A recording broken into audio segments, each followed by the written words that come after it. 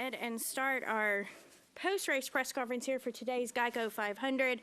We've now been joined by the team owner of the number 45 Toyota 2311,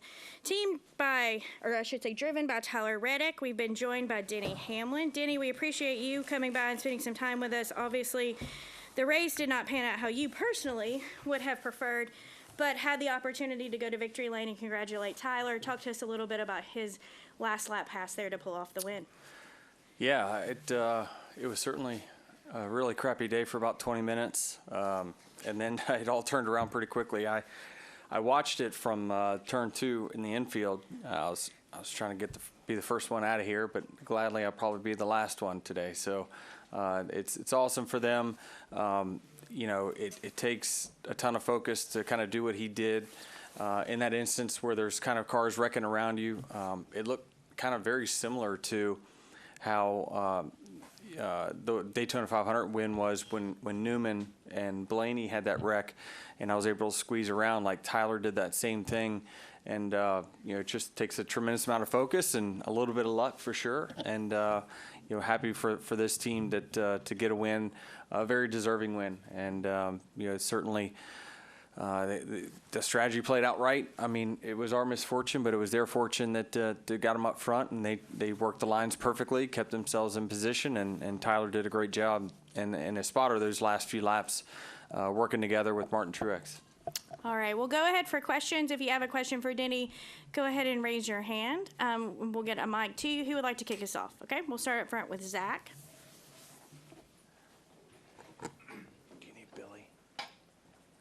Oh, yeah. Billy, do you want to come on up? We'll go ahead and add crew chief Billy Scott to the availability as well. Go ahead, Zach. Zach Sterniolo, NASCAR.com. Denny, congratulations on this one. What did you see from Tyler controlling that outside lane throughout those closing laps? Really, as kind of just controlling that whole top lane. Yeah, I mean, it's so important. I'm sure he's pretty much wide open the entire time. He's just hoping that car 2, car 3, car 4 is all, staying bunched up, because it really is it's a game of numbers when you come down to it at the end. And certainly I liked his chances leading a line. My only concern was if someone decided to pull up in front of him and then, next thing you know, Brad takes the inside line, McDowell takes the outside, then you're boxed out, and you really got no shot at that point. So I think I liked his chances as long as he kept controlling it, and he did, and he made some great side drafts that kept him, kept the inside lane pulled back, and it's also a testament to Martin Truex and Ty Gibbs and those guys that are kept that line moving. That was a very key moment. All right, we'll go to Justin in the back. Justin Schuler kicking the tires. Denny, you were talking about the comparison with your Daytona win with Hamlin or with Newman and Blaney. Just kind of walk through like the field vision that's needed when you're that third or fourth car and you have something like that happen, because obviously for us it's in the blink of an eye. Yeah. I'm sure for you it's in the blink of an eye, but when you go back and like slow it down and see those angles, like what are you looking for and different things like that, and even maybe some eyes in the sky with your spotter too? Yeah, I mean the spotter definitely plays a role, but I think at that point the driver kind of takes over, and when he sees that 2 cars get crossed up in front of him right there, I think the biggest key is trying to hold just a steady wheel. Any abrupt turns left or right, and you're going to end up kind of crashing yourself. But it was a key moment that, it seemed like when the 6 and the 34 got together, it slowed the 6's momentum down just enough to where Tyler was able to get back to his right rear quarter panel and then pull him back. And so it looked really, really similar. And so I saw it, and I knew right away that it was over from that point. As soon as I saw the 34 crossing over the nose and he was beside the 6, I knew it was over at that point. So, it was you just as a driver just try to tunnel vision. You want to stay as close to that inside car as possible and not make any abrupt moves. All right, I believe we had a question over here to the left. You have a question too? Okay. We'll get you a microphone. Can I have a microphone up front, please, as well? Thank you. Luke Sortino, Sanford Sports Analytics. Denny, I was wondering if that last wreck that happened when all the Toyotas came out, if that was the reason that put Tyler Reddick in his best position to win, or if you think that strategy would have worked out on its own and some of the other Toyotas would have had a chance to win there at the end as well. Yeah, I'll just defer to Billy. You probably saw the numbers. You know, I thought that the lap times when we came back out, we ran one really, really fast lap, and that's all we needed to do. We didn't need to do any more than what we were doing from my seat. But I think we were going to – I'll let him speak to it, but I thought we were going to cycle to the front no matter what at that point. Yeah, that was our hope of it, and like you said, it looked promising there. So it would have been really interesting for it to play out and see. And we thought we were in a good spot anyway with leading our pack, and we got formed up really nice. We had all of our cars together.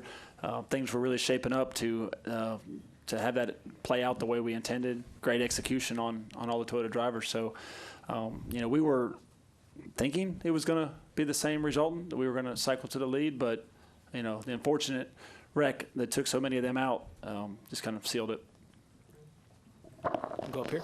Hey, Denny, Johnny Condon, ABC 3340 in Birmingham. Just wanted to ask, from your unique perspective of driving in, owning a separate team, what's the range of emotions showing up in victory lane despite you not winning the race, but your driver winning?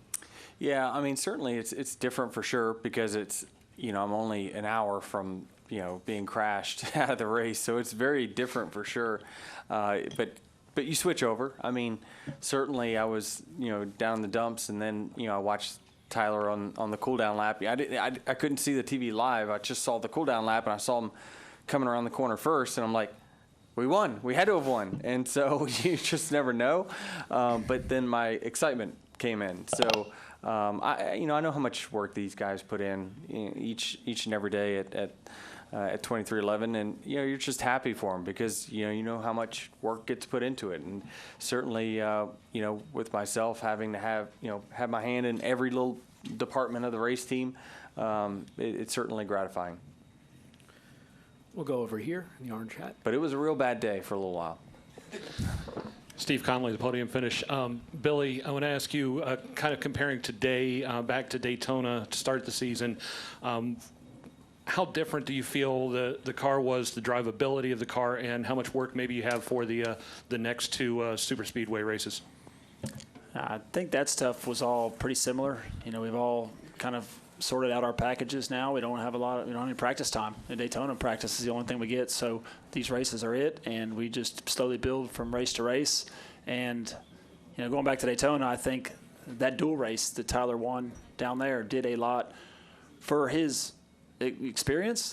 We worked a lot on Superspeedway racing this winter, and did a lot of film studying and a lot of discussion between him and the spotter. And we had a different plan going in this year, and he's done well. And I think that win down there gave him the confidence that he can do this, and that he expects to run up front now. We'll go to Kelly and then Zach.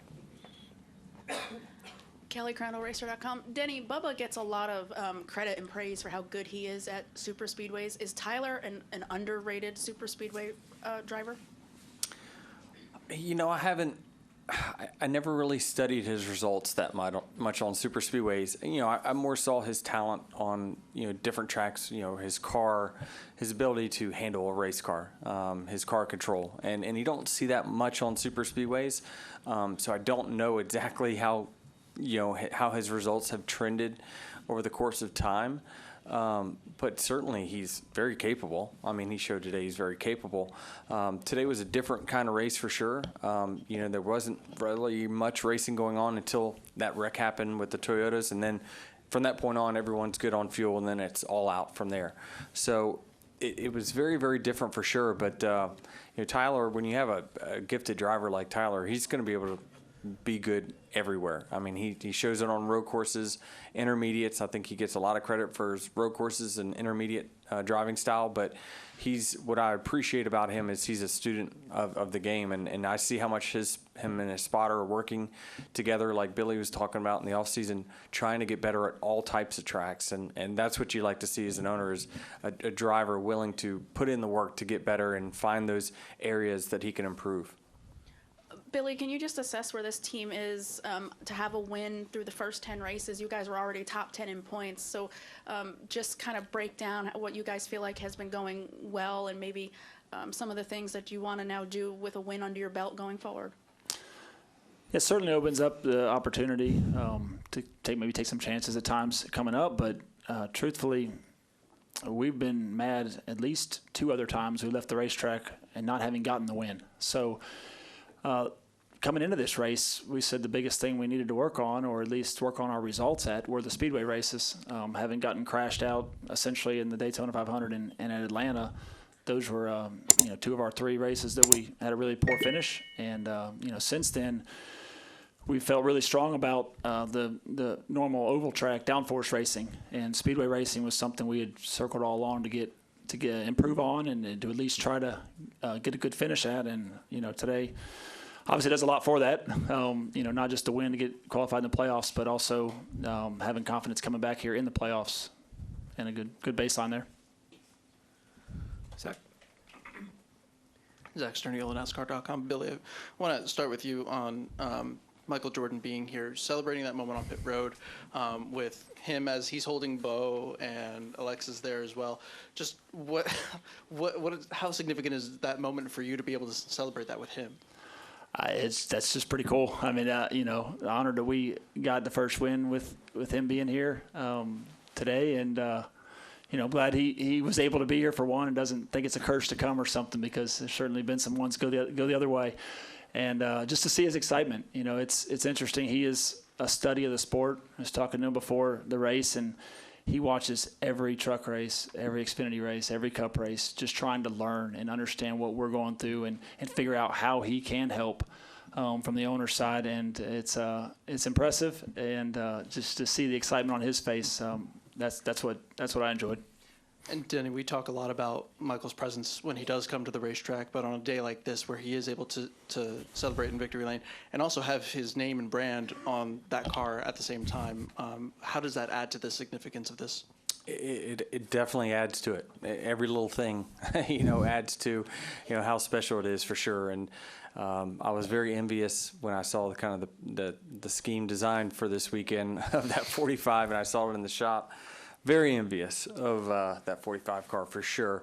And so, it's the crew, those are moments that the crew guys get to, talk about with their kids for many, many years as well, right?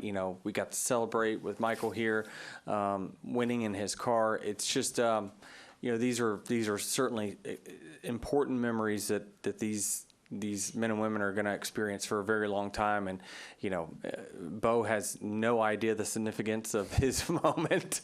And so it's great to see. And, when we got the first win with the 45 with Kurt at Kansas in the Jumpman car, we have pictures of that all over. And because it was such a big and special moment, and certainly this one will be no different.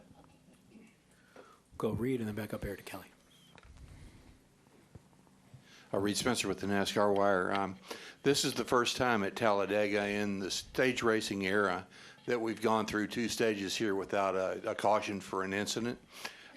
Is that a function of the fuel mileage situation, and is there a counter strategy for that, or is that here to stay? Yeah, I'm not sure. There wasn't. From my seat, I can only speak from my seat, and that is, we didn't do any racing for the first 2 stages until after we got within a fuel window. So it was all just kind of riding around from our standpoint. So, we were 3x3, so maybe that, looked exciting, but, certainly from our standpoint, the game has changed on super speedway racing. The skill set that feel like I've come to have over 20 years of doing this, I wasn't able to use any of those tools in the toolbox today just because of just how things kind of work out. You really can't get out of line, and you got to really be patient all day long until you get into that last fuel mileage. We saw the race really start with that 30 to go. That's when the race started. And then you saw it was, 2x2. You had to run in line. That's just a product of this car. It's got a ton of drag in it. And if you pull out of line, you're going to pay a huge price. And so it's just a product of the car and what we've got. Go back up here to Kelly. Denny, just going back to having Michael here and how much attention that's already drawing, even with social and everything, is that going to be, maybe even briefly for tonight and tomorrow morning, just a good thing for the sport? Because he's so recognizable. I'm sure those highlights are going to appear like everywhere, right? Like probably even on SportsCenter. Yeah, 2311 is very important to this sport. Absolutely. If we could get everyone to see that as much as we do. It is. It's good. It's good for everything you can imagine. You're talking to sponsorship, your manufacturers, your team morale. It's so good, and it is in so many different ways. And so certainly you'd like to have more of these opportunities happen more and more often because they're all of equal importance and they all make you feel just as good. So you definitely want to savor them. Take one more question right here on the left. Grant Davis, 97.9 BOK. You was talking about your restrictor plate skill set, and you feel like you've lost a lot of options with the current package. Is there anything, in your opinion, that they could change right now to even, make it better? I don't think so. I mean, short of just cutting some spoiler off, I don't know. I don't know. I mean, there's some sort of ratio, horsepower drag. We're actually running quite a bit more horsepower on the super speedways than what we used to run, but we have a tremendous amount more drag. So what that means is, back when I used to be able to get runs, I could just kind of pull out of line and then pull back in line because I'd be able to clear some cars. But now it's that the car does have so much drag. You've got to just stay in line. That's just kind of the name of the game. But that puts it more in people like Billy's hands to strategize. And, it's still a race that's got a green flag and a checker flag. So someone's going to win. And it's execution. And it's, the pit crew doing a great job. And it's these guys coming up with a strategy like they did to put themselves out front. So it's just a different game. And you got to adapt your style for that game. Okay, well, Billy, Denny, it was great to see the 45 on top of the video board. Congratulations. My guy.